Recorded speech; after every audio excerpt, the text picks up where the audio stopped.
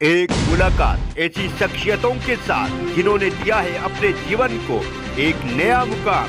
रूबरू कराएंगे ऐसी कुछ हस्तियों के साथ एक खास शख्सियत के साथ मुलाकात जयदेव पटेल के साथ नंबर 1 इंडिया न्यूज पर रात। नमस्कार दोस्तों, मैं जयदेव पटेल, आपका एक बार फिर स्वागत है एक खास शख्स के साथ मुलाकात प्रोग्राम में। आज हमारे साथ खास हमारे कृषि समूह के संस्थापक एवं आर्थिक मामलों के जानकार शरद कोहली। शरद कोहली जी, आपका बहुत बहुत स्वागत है आज के हमारे प्रोग्राम में। Thank you. शरद कोहली जी, आपसे मेरा पहला सवाल है कि महंगाई जिस तरह से बढ़ रही है, क्या ये हमारे देश की एक बड़ी समस्या है कि इज इट और isn't it use cause of concern? अभी जो हालात चल रहे हैं अर्थव्यवस्था के पैंडेमिक के बाद, उसके लिए ये समस्या बड़ी बन गई है, क्योंकि एक तरफ लोगों की आमदनी घटी, लोगों की नौकरी गई, लोगों के छोटे मोटे बिजनेस बंद हुए, तनख्वाहें कट हो गई। तो ऐसे में जब आपकी इनकम घट जाती है और आपका खर्चा, महंगाई बढ़ने से खर्चा बढ़ जाता है, क्योंकि आपका जो डिस्पोजेबल इनकम है वो कम हो जाती है, आपको ज्यादा पैसा खर्च करना पड़ता है, अपना कंजूसी करना पड़ता है, खर्चों में कटौती करना पड़ता है। उसको देखते हुए इस समय बड़ी समस्या है। बड़ी समस्या इसलिए भी है क्योंकि महंगाई की वजह से अगर कंज्यूमर कॉन्फिडेंस नीचे जाता है, मतलब लोग सामान नहीं खरीदते। हमने अभी देखा कि आईआईबी के आंकड़े आए पिछले हफ्ते, वो उसमें काफी गिरावट आई, जिसको हम इंडेक्स ऑफ इंडस्ट्रियल प्रोडक्शन कहते हैं। उसमें गिरावट आने की एक वजह ये थी कि कंज्यूमर कॉन्फिडेंस, हालांकि अभी दिवाली जैसा त्योहार, बड़ा त्योहार अभी होके गया है, उसके बावजूद इंडस्ट्रियल प्रोडक्शन घटा है। इसका मतलब लोग मार्केट में जो आपको भीड़ दिख रही है उसमें इतने ज्यादा खरीदार नहीं है। छोटा मोटा सामान ले रहे हैं अलग बात है, पर जो बड़ी खरीदारी होती है वो खरीदारी देखने को नहीं मिली है। और उसकी एक मेन वजह है महंगाई, क्योंकि महंगाई की वजह से लोगों का बजट बिगड़ गया है। पीछे पेट्रोल और डीजल के दाम हमने देखा बहुत बढ़े हुए थे, उसमें सरकार ने वो दाम कम भी किए, वैट घटाया, एक्साइज घटाया, अंतरराष्ट्रीय मार्केट में क्रूड की प्राइसेस कम हुई, और उससे भी महंगाई पे फर्क नहीं पड़ा, क्योंकि जो सप्लाई चेन की डिस्ट्रप्शंस थी। और मेन रीजन, हालांकि आपने मुझे कंसर्न पूछा है, तो बहुत बड़ा कंसर्न है इकोनॉमी के लिए, और ये डिमांड को घटा सकता है। इससे आर्थिक विकास की जो रफ्तार है वो कम पड़ सकती है। जी शरद कोहली जी, हल ढूंढना हमारी जिम्मेदारी बनती है, लेकिन समस्या के विकरालता का भी अंदाजा होना चाहिए ना। जो कोर इन्फ्लेशन है 6.08% है, और तो सारे जानकार बता रहे कि पहले तो मैन्युफैक्चरर्स इनपुट कॉस्ट आप पर या मुझ पर ट्रांसफर नहीं करी थी, लेकिन अब कर दी गई है। तो ऐसे में आने वाले समय में जो सामान्य या उत्पाद हम खरीदेंगे वो और भी महंगे हो सकते हैं। ये खतरा हमारे ऊपर ही मंडरा रहा है ना शरद कोहली जी, या मैं कुछ गलत कह रहा हूँ? देखिए, ऐसा माना जा रहा है, अगर हम रिजर्व बैंक की बात सुने और अगर मैं एक अर्थशास्त्री होने के नाते अपना विश्लेषण रखूं, तो पीछे जो 3-4 महीने गए हैं उसमें जो मॉनसून था साउथ इंडिया में, वो बहुत ज्यादा एक्सटेंडेड मॉनसून था। बारिश बेहिसाब बारिश हुआ है आंध्र प्रदेश में, कर्नाटका में, तमिलनाडु में, केरला में। ये ऐसे राज्य थे जहां पर मॉनसून के बहुत दिनों बाद तक भी बारिश होती रही, जिससे बहुत बाढ़ आया, बहुत नुकसान हुआ है। जैसे उदाहरण के तौर पे जो प्याज की फसल थी उसमें फर्क पड़ा, तो प्याज के दाम बड़े दिखे। कुल मिला के हम देखें कि वेदर का एक रोल रहा, इनपुट कॉस्ट, जो कि सप्लाई, पैंडेमिक की वजह से जो सप्लाई में डिसरप्शंस हुए, जो लॉजिस्टिक्स होते हैं जिससे माल आवाजाही होती है, माल की प्रोडक्शन होती है, उसमें शॉर्टेज रही। उस शॉर्टेज की वजह से इनपुट कॉस्ट बढ़ा। वो इनपुट कॉस्ट, आप बिल्कुल ठीक कह रहे हैं कि मैन्युफैक्चरर्स ने वो कॉस्ट पास ऑन कर दिया कंज्यूमर्स के ऊपर, और उसके पास ऑन करने की वजह से आपको इन्फ्लेशन, पेट्रोल डीजल के दाम घटने के बाद भी इन्फ्लेशन बड़ा दिख रहा है। तो मेरा ऐसा मानना है कि अगर ये जो नया वेरिएंट है कोरोना का, ओमिक्रॉन, जिसको एक्चुअल नाम इसका ओमाइक्रॉन है, हम लोग ओमिक्रॉन बोलते हैं, वैसे इसको ओमाइक्रॉन बोलते हैं। तो अगर ये ओमाइक्रॉन ओ माई गॉड नहीं बन गया, मतलब ये इंडिया में इस समय दस्तक दे रहा है। हमने देखा मुंबई, दिल्ली में, राजस्थान में केसेस बढ़ रहे हैं। अगर ये आने वाले 1 से 1.5 महीने में ये केसेस बढ़ गए बहुत ज्यादा, हालांकि ये उतना घातक नहीं है ऐसा माना जा रहा है अभी तक, कि शायद वो नौबत ना आए जो ऑक्सीजन की कमी और लोगों की बेहिसाब मौतें हुई थी, शायद वो नौबत ना आए। पर फिर भी अगर ये फैल गया तो सरकार को फिर दखल देना पड़ेगा, और सरकारें दखल देंगी, फिर वही लॉकडाउन, फिर वही बिजनेसेस बंद होना, फिर वही सप्लाई चेन डिस्टर्ब होना।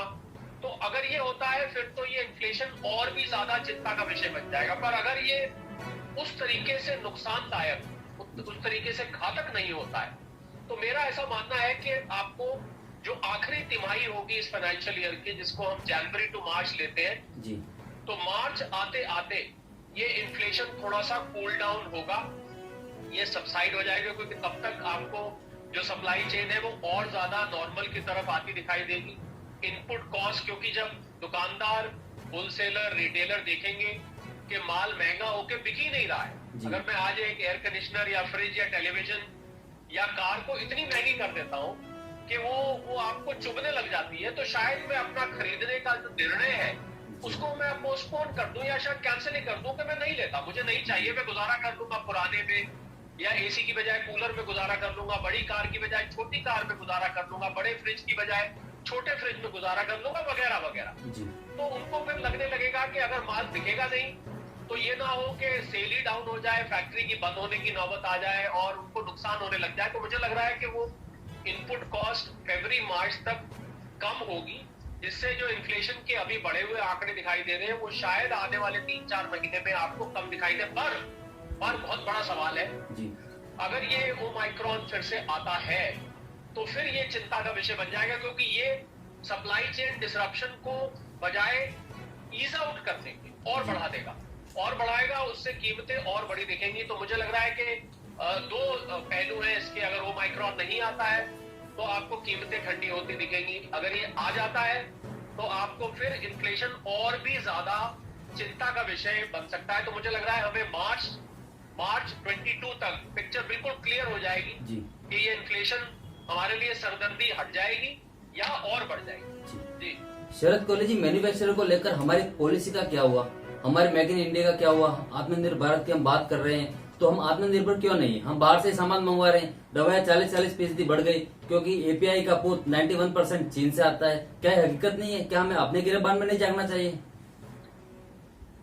जी हाँ, बहुत अच्छा सवाल पूछा आपने जयदेव, और आपने चाइना का जिक्र किया तो मैं आपको बड़ा एक इंटरेस्टिंग आंकड़ा देता हूँ। हमने चाइना से डीकपलिंग की बात की थी कि हम चाइना से अपने जो रिश्ते हैं गलवान के बाद, और चाइना जो शरारतें करता रहता है बॉर्डर पर, उससे हम अपने आप को थोड़ा थोड़ा अलग करेंगे। आत्मनिर्भर भारत उसी की उपज थी। अगर हम आत्मनिर्भर भारत कॉन्सेप्ट जो प्रधानमंत्री जी ने घोषित किया था वहीं से निकल के आया था कि हमें अब चीन जैसे देशों पर निर्भर ना रहना पड़े। पर आपको हैरानी होगी जान के, और मैं इंडिया नंबर 1 न्यूज चैनल वाले जो आपके श्रोता और फॉलोअर्स हैं उनको ये एक बहुत अच्छी खबर देना चाहूंगा। अच्छी तो नहीं है क्योंकि डीकपलिंग के खिलाफ है, कि जो चाइना के साथ हमारा ट्रेड $80 बिलियन के साथ पास था पिछले साल तक, आप मानेंगे नहीं, वो ट्रेड अब $100 बिलियन क्रॉस कर गया है। बायलैटरल ट्रेड जिसको हम कहते हैं, जिसमें करीब करीब $78 बिलियन का हमारा इंपोर्ट है और कुल $22 बिलियन का चाइना को एक्सपोर्ट है।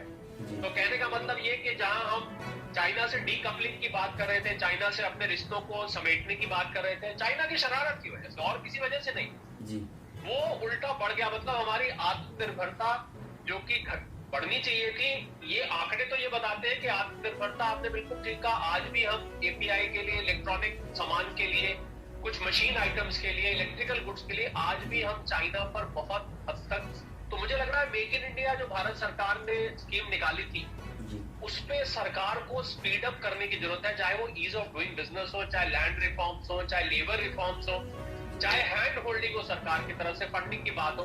क्योंकि जो स्टार्टअप्स भी आ रहे हैं, जैसे नए स्टार्टअप जो आ रहे हैं और जो नए बिजनेसेस आ रहे हैं जिसके लिए हम बहुत दम भरते हैं, हमारे यहाँ हर थोड़े दिन में यूनिकॉर्न पैदा हो जाता है जिसको $1 बिलियन से ऊपर की वैल्यूएशन मिलती है। और मुझे लग रहा है कि उन लोगों को आज मैन्युफैक्चरिंग में जाने की जरूरत है। यही पॉइंट जो आपने उठाया है, मैं निरंतर एमएसएमईज के प्लेटफॉर्म पे ये पॉइंट उठाता रहता हूँ कि हमको मैन्युफैक्चरिंग पर फोकस करना चाहिए, फैक्ट्रियां लगाने पे। क्योंकि चाइना ने क्या किया, चाइना दुनिया की फैक्ट्री है जिसकी वजह से देशों में चाइना की वजह से नुकसान हुआ है। चाइना की वजह से आप देखिए कितनी मौतें हुई है। ये वायरस चाइना से एक्सपोर्ट हुआ, सारी दुनिया में इसने कहर मचा दिया। उसके बावजूद वो देश आज भी चाइना पर निर्भर है। क्यों? इसको हम क्यों का उत्तर ढूंढे तो आपको उत्तर मिलेगा मैन्युफैक्चरिंग और लो कॉस्ट इकोनॉमिकल मैन्युफैक्चरिंग में। तो मुझे लग रहा है भारत सरकार को, राज्य सरकारों को भी, केंद्र सरकार को भी तुरंत बिना विलंब किए ये जो भारत के हाथ अवसर लगा है, जहां पर दुनिया की बड़ी बड़ी कंपनीज, दुनिया के बड़े बड़े देश आज चाइना से अपना बेस हटाकर दूसरी जगह ढूंढ रहे हैं। तो अगर वो दूसरी जगह भारत नहीं हो पाती है तो मुझे लग रहा है सरकार के लिए एक मिस बस, जिसको अंग्रेजी में कहते हैं we will miss the bus, हमारे हाथ से अपॉर्चुनिटी निकल जाएगी यहाँ पर फैक्ट्रियों को, यहाँ पर निवेश को लाने की। जी शरद कोहली जी, आपसे मेरा क्लोजिंग क्वेश्चन है कि सरकार को क्या कदम उठाने की जरूरत है जिससे कि बेलगाम होती जा रही महंगाई से आम जनता को निजात मिल सके? मुझे लग रहा है 3-4 कदम है जयदेव, आपने बिल्कुल पते की बात पूछी। 3-4 कदम है जो कि तुरंत उठाए जाने चाहिए। एक तो जो सप्लाई चेन में जहां जहां दिक्कतें आ रही है, मतलब जो लोगों का काम पैंडेमिक के बाद नहीं शुरू हो पाया और वो जरूरत की चीजें, मुझे लग रहा है उसमें तुरंत सरकार को उन सेक्टर्स को आइडेंटिफाई करके उन बॉटलनेक्स को, उन ऑब्स्ट्रक्शंस को हटाना चाहिए, चाहे उनके लिए कोई इंसेंटिव देना पड़े। हालांकि सरकार ने PLI स्कीम लॉन्च करी है, पर मुझे लग रहा है अभी और करने की जरूरत है, पहला।